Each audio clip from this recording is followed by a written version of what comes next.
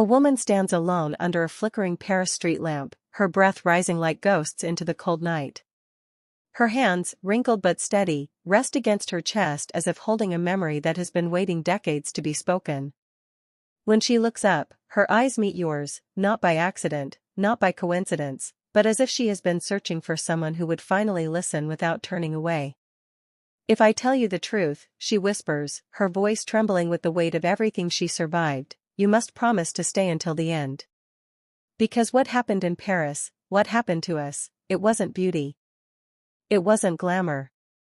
It was survival." She takes a fragile breath, the kind that carries whole lifetimes. "I was there," she says softly. "I saw how the city nearly swallowed its daughters. And I watched how some of us crawled back into the light. The street seems to hold its breath. The night bends closer. And in that moment, you feel it, this isn't a story you can walk away from. This is a confession meant for you." In the soft, amber glow of a Paris streetlight, a lone woman stood perfectly still, as if holding her breath with the entire city.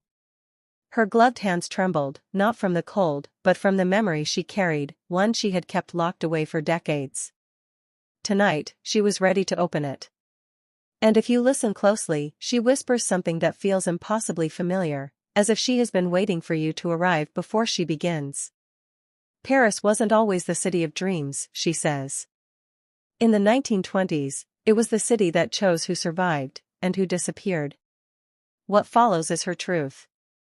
And once you step into her world, you won't leave until her voice reaches its final, fragile note. Her name was Liana Morel, though hardly anyone remembered it now. Long before she became the soft-spoken seamstress living above a quiet bakery, she had been a Bohemian artist drifting through the heart of Montparnasse. She arrived in Paris at 19 with only a suitcase full of worn dresses, 3 francs, and a sketchbook filled with portraits of women she dreamed of meeting one day. It was 1922, the height of the Parisian heroine craze. Not the drug itself, though that was everywhere, but the aesthetic of it, the hollow-eyed, painfully thin, drifting women who became the muses of painters, writers, and musicians desperate for inspiration. And in a city bursting with jazz, smoke, and opportunity, Liana felt as though she had stepped straight into a dream she had drawn years before. Paris wrapped around her like a warm velvet coat, alive with music, wine, and wild promises whispered at midnight. Artists sprawled across sidewalk cafes with ink-stained fingers and crooked smiles. The smell of roasted chestnuts mixed with the scent of turpentine and damp cobblestones after the rain. Women danced barefoot in the ateliers, laughing as if sadness had never touched them. But beneath the bright brushstrokes and poetic drunkenness was an unspoken truth: beauty in this era had become a kind of suffering. The new Parisian ideal was fragile, pale, and ghost-like. A living sculpture of hunger and sleepless nights. And young women like Liana were expected to bend themselves into that shape if they wanted to be seen, wanted to be remembered, wanted to survive in the artistic circles that ran the city. Liana shared a cramped apartment with 2 other Bohemian women, Clara, a fiery red-haired violinist from Prague, and Marette, a soft-spoken dancer from Lyon whose delicate wrists always seemed to flutter like wings. They lived on cheap wine, stale bread, and dreams far bigger than the rent they constantly struggled to pay. But they had each other. And that alone made the hardship feel almost romantic. The 3 of them would walk through the city arm in arm, laughing as they dodged the rain and the men who tossed careless compliments from behind paint-stained easels. They spent nights curled together under a single blanket, whispering about the future, about the dresses Liana wanted to sew for the grand stage, the symphonies Clara dreamed of composing, the ballets Marette wished she could dance for an audience beyond their tiny room. Their hope was a fragile spark, but it glowed brightly, stubbornly resisting the darkness that crept through the alleys of Paris. But dreams alone could not protect them from the world that waited outside their door. The heroine chic craze was not just fashion, it was a pressure that seeped into every cafe, every gallery, every conversation. Artists wanted the look. Critics praised it. Photographers chased it. And women, desperate to be chosen as muses or performers, began starving themselves, hiding sickness beneath silk dresses, and pretending their exhaustion was elegance. Liana watched girl after girl disappear into the hollow-eyed silhouette that Paris demanded. Clara was the first among them to feel the weight of it. Auditions grew harsher. Rejection piled like winter snow. "They say I look too alive," she said one night, her voice cracking. "Not tragic enough to be interesting." Moret tried to comfort her, but even she was fading, her once bright cheeks now pale, her shoulders thinner, her body moving like a candle's flicker instead of a flame. Liana tried to care for them, cooking weak soups and mending their worn dresses to make them appear more glamorous. But she was fighting a tide much stronger than any one woman could control. Then came Emile, painter, poet, and destroyer of hearts. He wandered into their cafe one afternoon, eyes sparkling with dangerous brilliance. He saw Liana and said she had the softness of dawn, a line that would have made any young dreamer melt. But Liana knew better than to trust men who lived by metaphors. Instead, it was Clara who fell into his orbit, and with her fall came the beginning of their unraveling.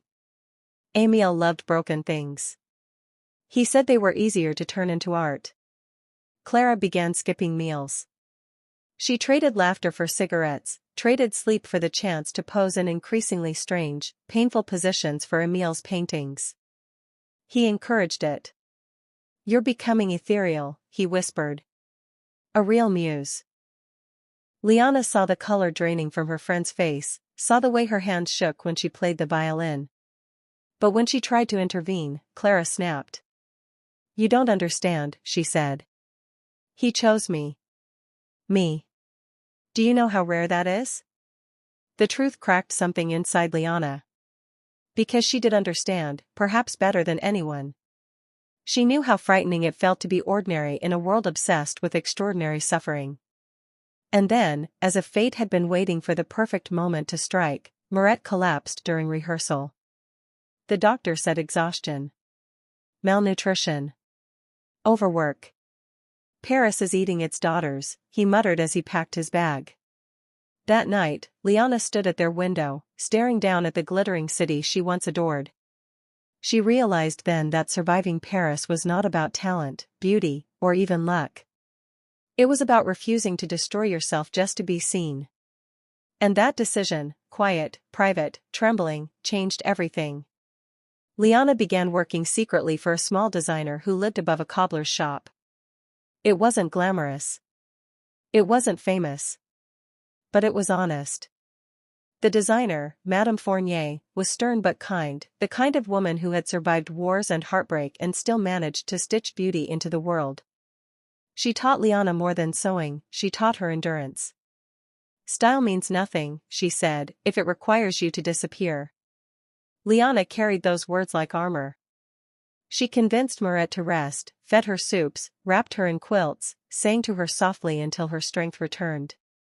Slowly, Moret bloomed back into herself, not the fragile Paris ideal, but a living, breathing woman full of grace. Clara, however, spiraled deeper. And Emile held the door open for her descent. One night Liana found her crying on their rooftop, violin abandoned at her side. "I'm losing myself," Clara whispered. "And I don't know how to stop." Liana held her. Held her tighter than she ever had before. "Then let me hold you until you remember who you are." It was the beginning of Clara's slow climb back to life. But no climb is without slips. And Paris, with its intoxicating beauty and ruthless ambition, did not easily release the women it had claimed. Months passed. Seasons changed. Paris shifted from gold to gray to gold again. Liana worked tirelessly, sewing dresses that made women feel powerful instead of fragile. Moret returned to dancing, but for smaller theaters where joy mattered more than spectacle. Clara left Emile, though her heart healed like cracked porcelain, forever fragile, forever brave. By 1926, the heroine craze began to fade. New styles emerged. Women reclaimed color, strength, boldness. And Liana's designs, soft, elegant, alive, began gaining quiet recognition. Not the loud, chaotic fame of the jazz clubs, but whispers of admiration through the fashion circles.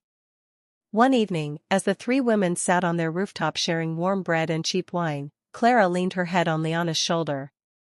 You saved us, she murmured. Liana shook her head. We saved each other. And she meant it. Years slipped by. Dreams changed shape. Love found each of them in unexpected corners of life.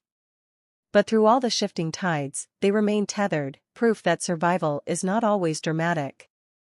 Sometimes it is soft. Sometimes it is slow. Sometimes it is simply choosing to stay alive in a world that wants you to fade. Now, decades later, Liana stands beneath the streetlight, her hair silver, her hands wrinkled but steady. She looks at the city that once nearly swallowed her. You want to know how Bohemian women survived the heroine craze of 1920s Paris? She whispers. We didn't starve ourselves into art. We didn't chase the men who praised our brokenness. We survived because we refused to disappear. Because we held each other when the world wanted us hollow. Her eyes lift, finding yours. And because we realized that the greatest masterpiece we ever created was our own lives. She turns, walking slowly into the soft Paris night. A woman who lived. A woman who survived. A woman who refused to become a ghost in someone else's painting. And her story lingers behind her, gentle, powerful, unforgettable, inviting you to carry its final message.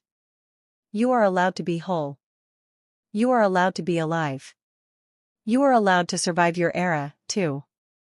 Before we begin, if you enjoy calm, quiet, and emotional history stories like this, please consider subscribing. Your one small click gives me the strength to keep bringing these gentle tales to life.